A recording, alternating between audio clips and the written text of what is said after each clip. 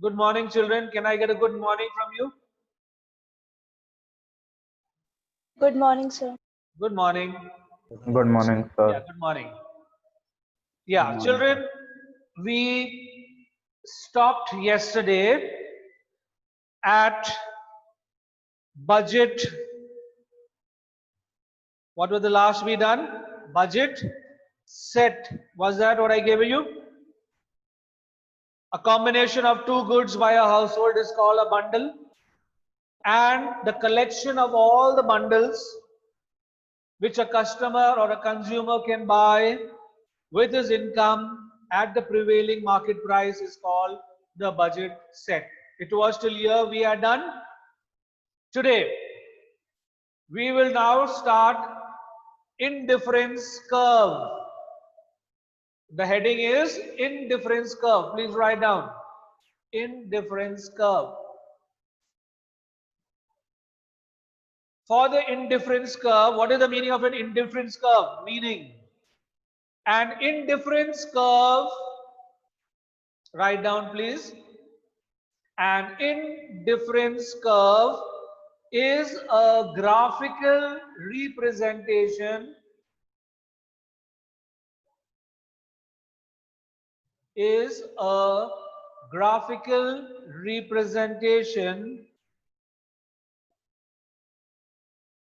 which shows various combinations of two commodities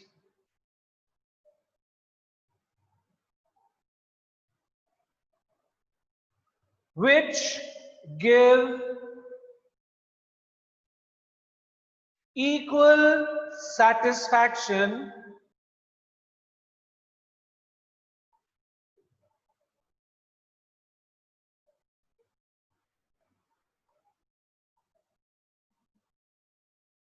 to the consumer.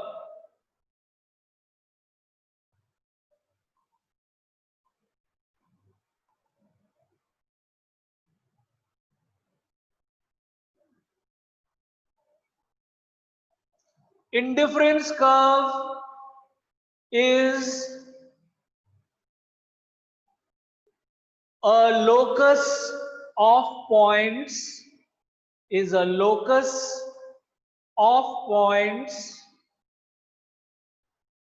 that shows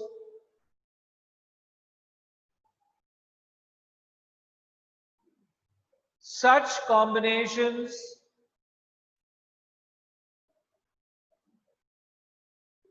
of two commodities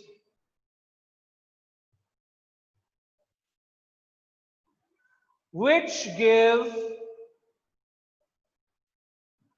the consumer same satisfaction.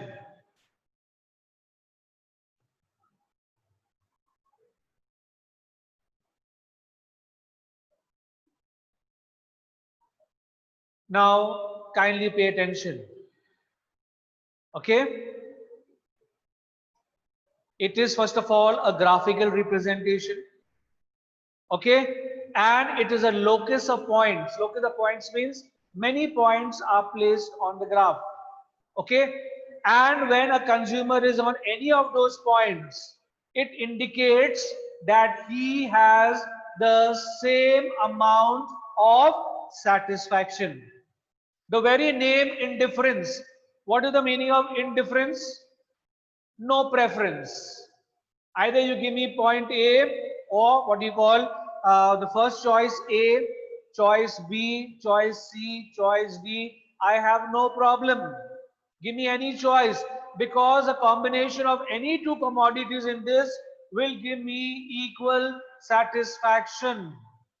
Will give me equal satisfaction. So this is what indifference curve will show us, and it is measured by the ordinal approach. What is an ordinal approach? An ordinal approach is an approach where the consumer makes preferences or he gives ranks, one rank over the other. So which commodity is preferred over the other? In the cardinal approach, you studied that fixed measurements were given. They were measured in the cardinal measures of 1, 2, 3, 4, etc. Here we are not using fixed units. What are we going to show it as? Preferences. Which preference is more than the other? Okay, that is called the ordinal approach. Now the next heading you will write is assumptions of indifference curve.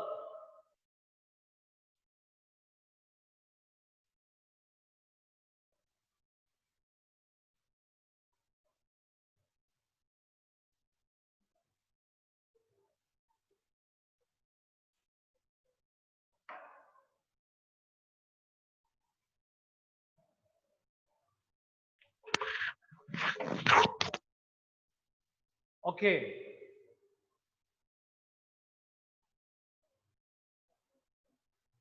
The first assumption is rational behavior. Rational behavior.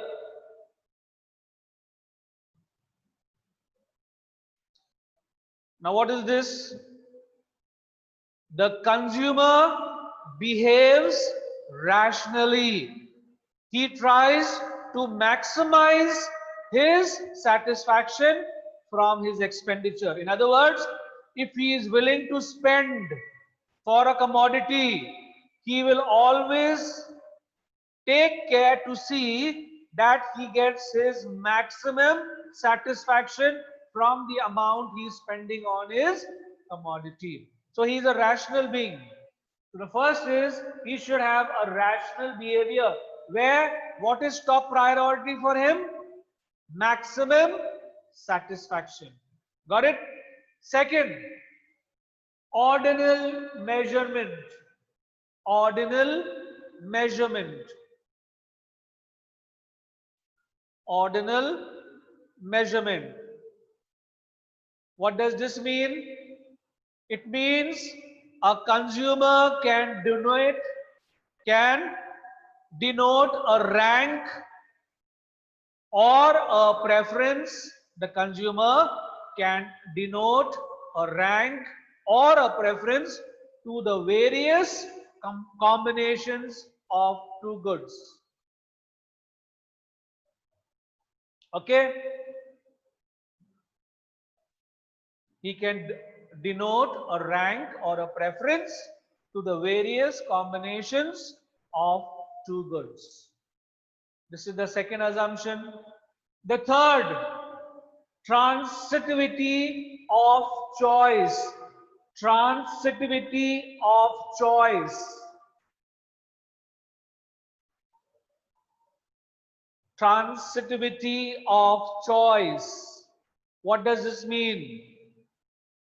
Transitivity of choice means that if a consumer prefers A to B and B to C, then he will also prefer A to C.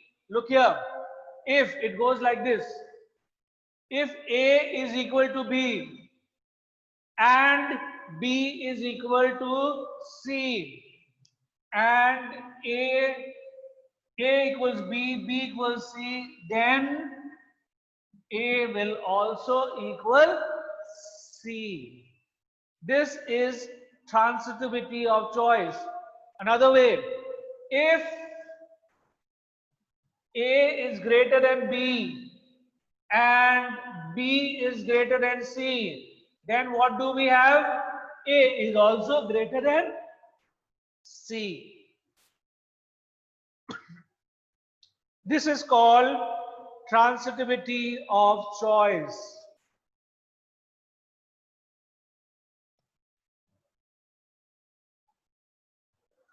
This means that the choice of the consumers are constant.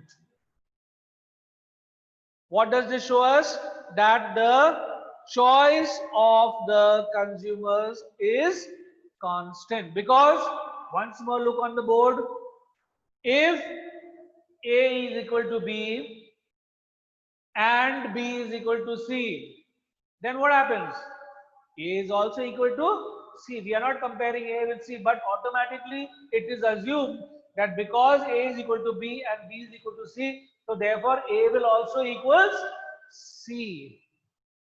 Or if you look at it the other way, if A is greater than B and B is greater than C, we don't have to check A with C. Automatically A will be greater than C. This is the transitivity of choices, and this shows that the choice of the consumer is constant because there is a transitivity of choices. Is that okay?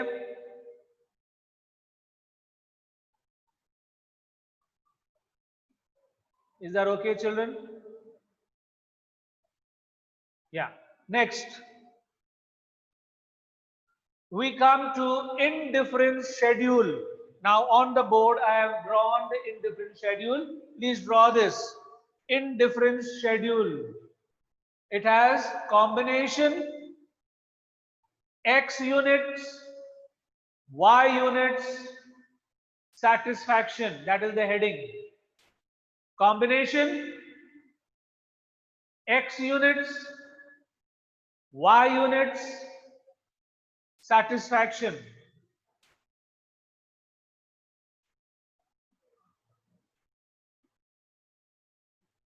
Now, in combinations, we have A, B, C, D, and E.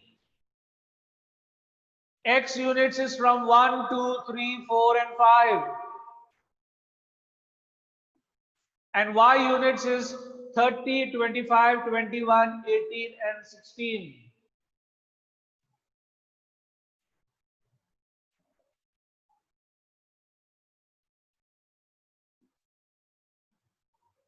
Okay? So what does the indifference schedule show you? It is a tabular statement showing different combinations of two goods which represent equal satisfaction to the consumer. So understand it like this, children. If I take A combination says I will take 1 unit of X and 30 units of Y and I will have satisfaction. The next person may say, no, I will take the second combination, B. I will take 2 units of X and 25 units of Y, and this will give me the same satisfaction. Understood? The next you may say, no, give me the third combination where I will take 3 units of X and 21 units of Y, and this also will give me the same satisfaction. So you see, children, you may take any combination. Any combination will give the consumer the same level of satisfaction. And what else do you see over here? We see that to increase the X unit, what is being sacrificed over here? The Y unit. You have to bring it down. Okay? So in order to get 1 more unit of X, the consumer will have to sacrifice some amount of Y commodity in such a way that there is no change in the level of satisfaction. I'm repeating what I said. I said in order to get 1 more unit of the X commodity, a consumer will have to sacrifice some amount of the Y units. You'll have to sacrifice some amount of the Y units in such a way that there is no change in the level of satisfaction. In such a way where there is no change in the level of satisfaction.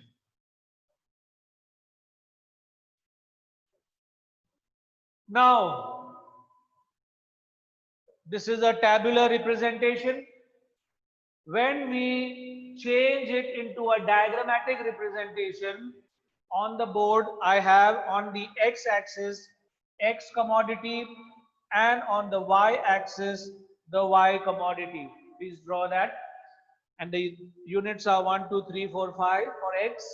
And since 30 is the maximum, I have taken differences of 5, 10, 15, 20, 25 and 30 on the y-axis.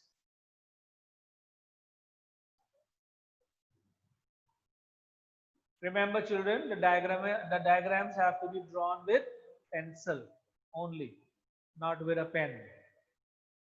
So every time you come to class, you must have a pencil, rubber, scale, everything ready. Okay. So here on the y-axis we have the y commodities and on the x-axis you have the x commodity. Now from the schedule I am going to plot the indifference curve. See how it is plotted. 1 unit of x, 30 units of y. So 1 unit of x, 30 units of y, place 1 dot or a cross over here. Second 2 units of x, 25. 2 units of x, you will have a scale so you can do it more straight, 25. 3 units of x, 21. 3 units of x, straight up 21 here, little above 20. 4 units of x, 18. 4 units of x, 18 will be somewhere here. 5 units of x, 16. 5 units of x, you will get here 16. Join the points with a free hand. This is point A, this is point B, this is point C, this is point D, this is point E, and this is the indifference curve. This is the indifference curve. So like I told you, the very word indifference means I have no preference. Kuch bhi de do. Because any combination will give me the same satisfaction. So you see, the indifference curve is a graphical representation of a locus of points. Locus of points. Okay, that shows such combinations of two commodities which will give the consumer the same satisfaction. So whether I take the A combination, B combination, C combination, D combination or the E combination, all these will give me the same level of satisfaction. And from the schedule is what? It is a tabular statement. A statement drawn in a tabular form. The tabular statement, from the tabular statement, we draw the diagrammatic representation.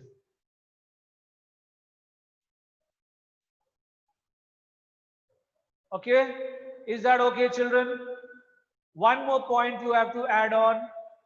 That is, indifference curve is also known as ISO utility curve. ISO utility curve.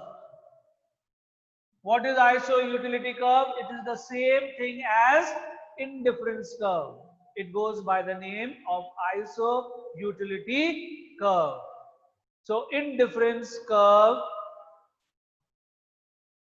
is also known as Iso-utility curve. So the question could be asked, define iso-utility curve. What is iso-utility curve? It is nothing else but the indifference curve.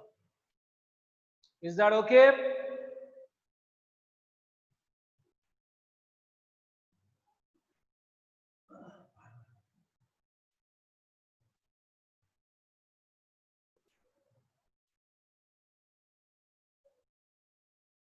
The last, no, I'm just for what, a minute. When many indifference curves are drawn, that becomes a map. So write down a definition.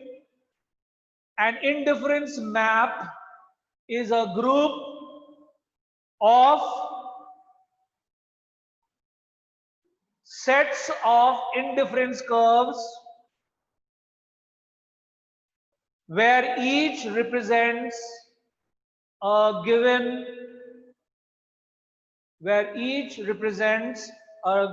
level of satisfaction. I may have to close the video, may shut down anytime because the time is almost up. Okay, we will continue this on Tuesday. Okay, so I'll just go on. Indifference group. Indifference map is a group of indifference curves, okay, where each represent a given level of satisfaction. So we stop today's class till here and we will continue on Tuesday.